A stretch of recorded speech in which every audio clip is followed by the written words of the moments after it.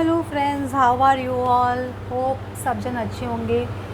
Friends, आज मैं reading कर रही हूँ कि अगर आप मूव ऑन करने का सोचते हो या मूव ऑन करते हो किसी और के साथ में, तो आपके पर्सन की क्या कंडीशन होगी, उनका क्या हाल होगा, क्या बीतेगी उनके ऊपर।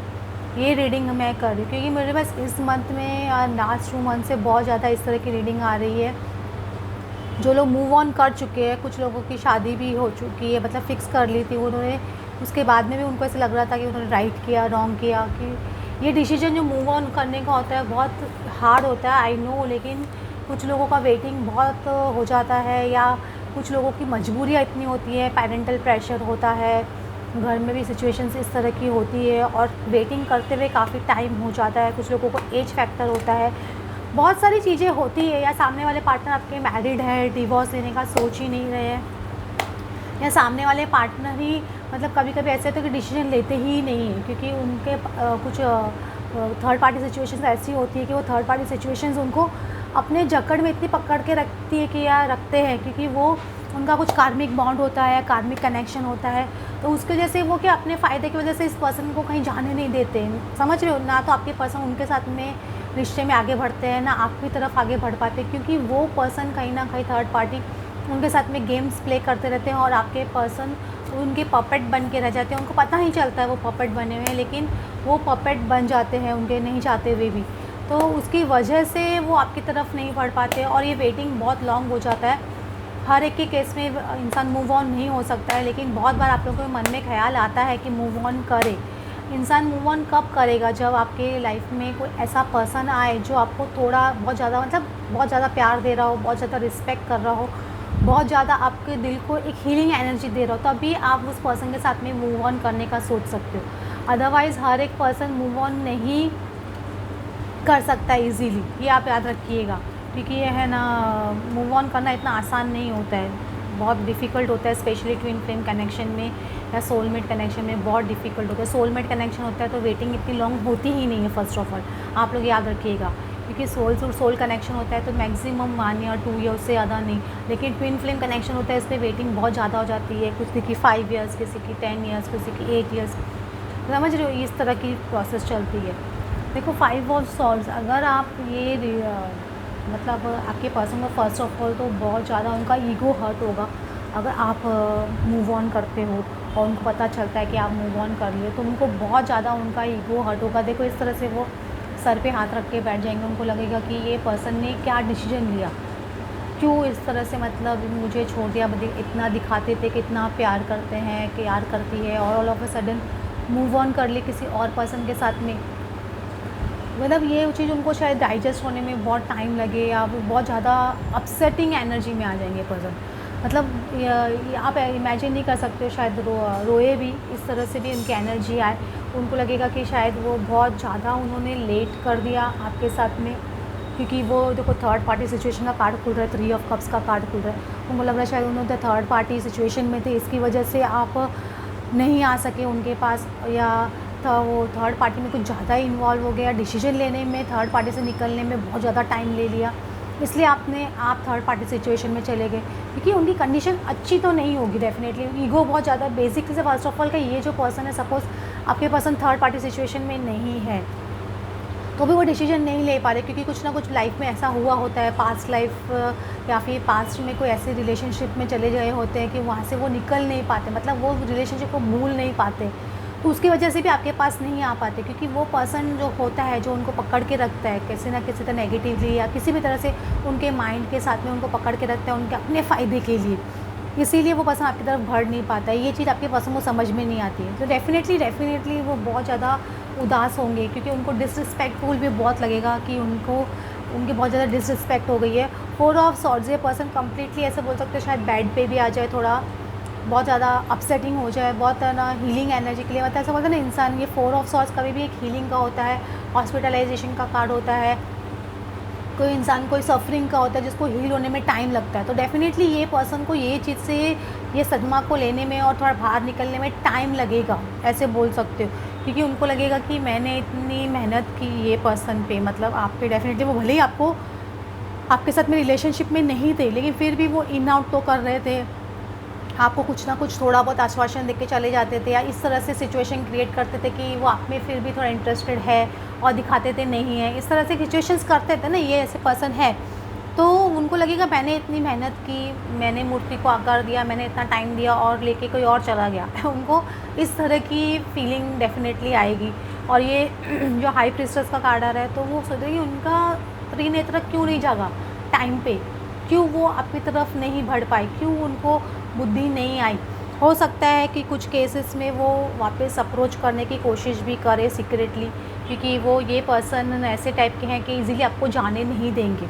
क्योंकि ये हो सकता है 7 ऑफ सॉर्ड्स कुछ ना कुछ प्लानिंग डेफिनेटली करेंगे। सपोज़ आप मैरिज का डिसीजन लेते हो या आप किसी और पर्सन के साथ में जाते हो, तो वो पर्सन को वो, अगर सपोज़ आप खाली मूव ऑन किए हो, किसी और पर्सन के साथ में रिलेशनशिप में जाते हो, तो वो पर्सन को वो ना छोड़ने वाले नहीं है। उस पर्सन का जो जिस पर्सन के साथ में आप हो, उनको वो पूरी कोशिश करेंगे सीक्रेटली अपने रास्ते से हटाने के लिए, आपको पता भी नहीं चले, इस तरह से उनको हटाने की कोशिश की जाएगी। ये डेफिनेटली आपके पर्सन एक कोशिश करेंगे।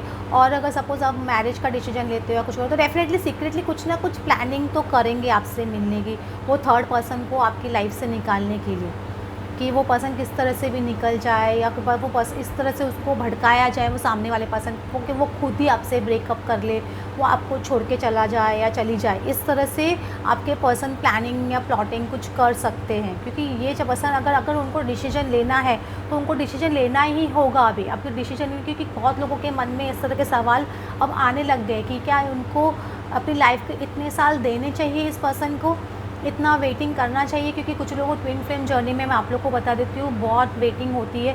ज़रूरी नहीं है किसी का कि साल 2 साल में सब कुछ हो जाए। कुछ लोगों के जैसे कि पार्टनर ऑलरेडी मैरिड है, तो उनको बहुत टाइम लग जाता है वो सिचुएशन से बाहर निकलने के लिए।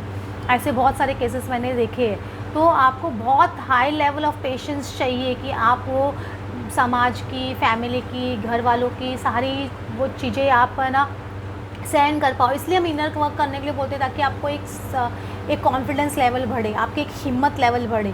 वो लेकिन आपके पर्सन में डेफिनेटली बोल देते हो कुछ ना कुछ सीक्रेटली डेफिनेटली प्लान करेंगे वो थर्ड पर्सन को आपकी लाइफ से निकालने के लिए। ऐसा कुछ गेम खेलेंगे, ऐसा कुछ जाके आपके, अगर आपने अपने थर्ड पर्सन को नहीं बताया उनके बारे में, तो भी उनको या बता भी दिया है, तो भी वो जाके अपने तरह से कुछ प्रेजेंट करने की कोशिश करेंगे। इस तरह से मुझे दिख रहा है वो, क्योंकि डेफिनेटली वो एक आपको एक बहुत इंपॉर्टेंट पर्सन अपनी लाइफ का समझते हैं, जिनके साथ में लॉन्ग टर्म कमिटमेंट वो देखते हैं। ऐसा नहीं कि नहीं देखते हैं। तो वो इंसान ये चीज़ ले नहीं सकेगा इतनी इजीली। उनके लगेगा जिस डाल पे बैठे हैं उसी डाल को आपने काट दिया या उनको नीचे गिरा दिया। इस तरह से उनको ये फीलिंग आ सकती है ये पर्सन को।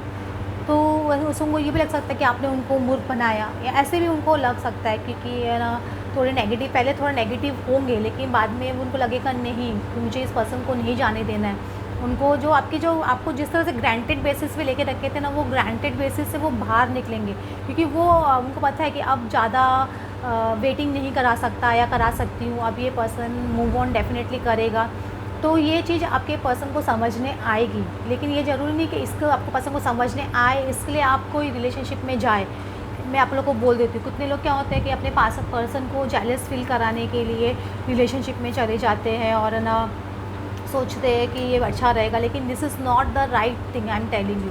अगर आप एक्चुअली मूव ऑन हो चुके हैं और एक्चुअली आप ना शादी कर रहे हैं, एक्चुअली कोई दूसरे पर्सन के में इंटरेस्टेड हो गए हैं, तभी आपका ना ये अपने पर्सन को रिवील कीजिए। अदरवाइज़ अगर ऐसे खाली जेलस फील कराने के लिए या वो डिसीजन लेके आ जाए, इसलिए आपको ये सब नहीं करना है।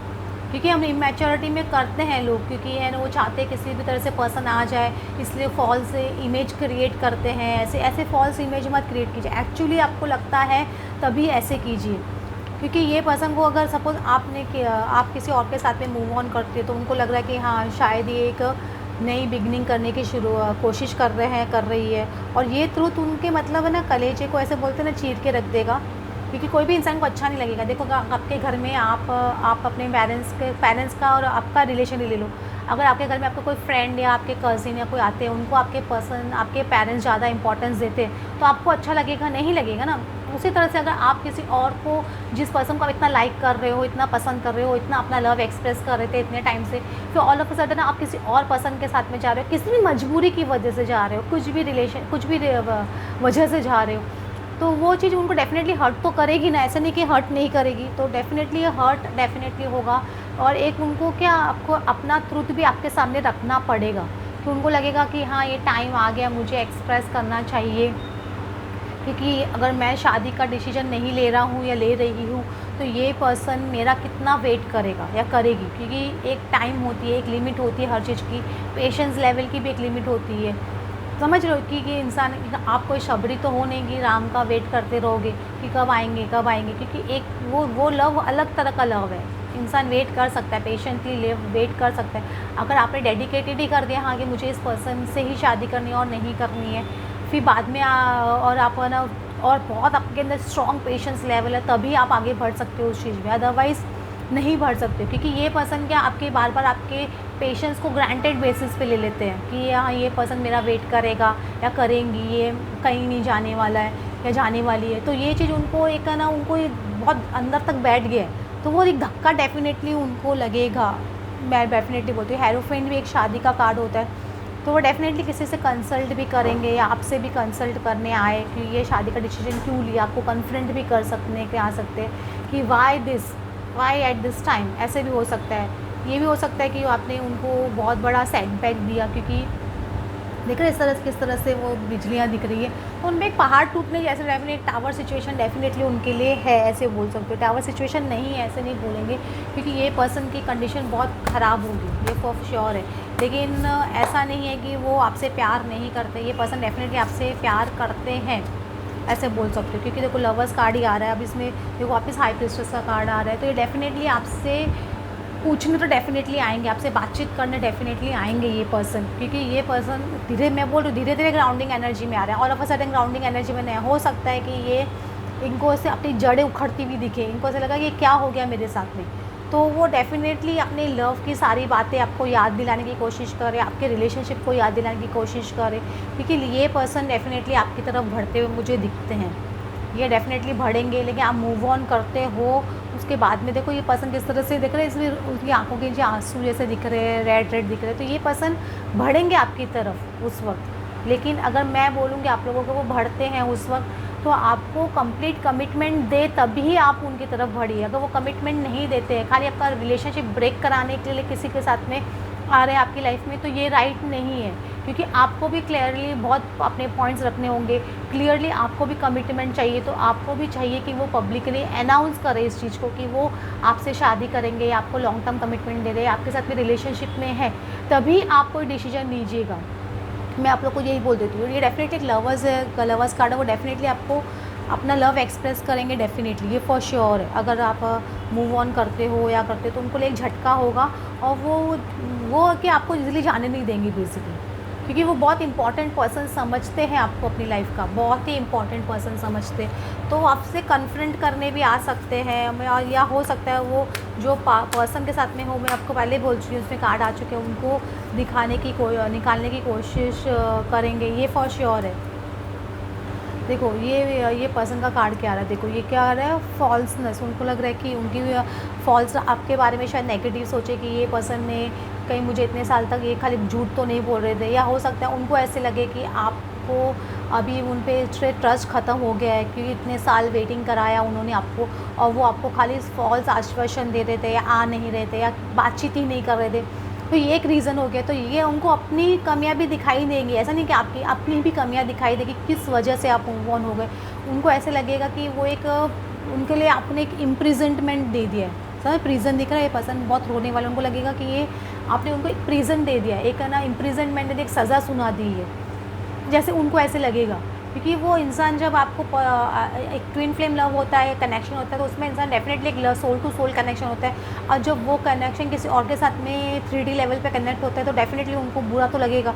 तो उनके लिए एक ना वैसे बोलते हैं ना मौत जैसे सिचुएशन, एक बहुत ज़्यादा बुरी सिचुएशन, एक इम्प्रिजनमेंट जैसी सिचुएशन, उनको क्लॉस्ट्रोफोबिक बहुत महसूस होगा, ये फॉर श्योर। उनको वो था महसूस होगा कि आप कैसे महसूस हुआ था जब वो थर्ड पार्टी सिचुएशन में चले गए थे, तो आपकी फीलिंग कैसी रही होगी। वो सारे चीज़ जो दर्द उन्होंने आपको दिए ना, वो सारे चीज़ उनके सामने आके खड़े हो जाएंगे बेसिकली, ऐसे बोल सकते हैं। लेकिन ये फॉर्च्यून कार्ड आ रहा है, तो मुझे ऐसे लग रहा है कि वो पर्सन आपको इतनी इजीली जाने नहीं देंगे, क्योंकि वो आपको अपना फॉर्च्यून समझते हैं, अपना लक समझते हैं, अपनी लाइफ समझते हैं, अपनी डेस्टिनी समझते हैं। तो इतने इजीली ये पर्सन हार नहीं मानेंगे, ये मैं फॉर श्योर बोल देती हूँ। ये इतनी जल्दी हार नहीं मानेंगे। अगर आप कोई दूसरे रिलेशनशिप में जाते हैं तो वो आपको इतने इजीली जाने नहीं देंगे। मुझे नहीं लगता है कि आप सोचते हो कि हाँ इजीली मैं मूव ऑन कर लूँ या मुझे इजीली चले जाऊँगा या चले जाएंगे, तो वो बहुत थोड़ा डिफ़िकल्ट लग रहा है। मैं बार बार बोल रही हूँ। देखो ये मैरिज, ये आपसे डेफिनेटली पर्सन मैरिज के बारे में सोच सकते हो। अगर आप किसी और के साथ में मैरिज का सोचोगे तो वो क्या बीतेगी ना इस पर्सन पे। तो डेफिनेटली कुछ मैसेजेस आपसे बातचीत तो डेफिनेटली करेंगे, और अपनी जो आप लोगों की जर्नी थी इतने टाइम की, वो सब आपके बारे में आपसे डिस्कस करेंगे और बोलेंगे क्या ये सब झूठ था, क्या ये चोर मतलब हम लोग के तुम्हारे मन में पहले से ऐसे था कि मुझे छोड़ के जाना है, या मैंने जो किया उसका तुम मुझे सज़ा दे रही हो या सज़ा देने वाले हो, या ऐसे ना इस तरह की कुछ बातें आपके पर्सन आपके साथ में कर सकते हैं। ये फॉर श्योर है। ये आपके पर्सन डेफिनेटली आके आपसे बातचीत करेंगे, आप मैसेज कर सकते हैं इस तरह की, ऐसे मुझे लगता है। होप फ्रेंड्स आपको आज की रीडिंग अच्छी लगी हो, then please like and subscribe. Thanks for watching.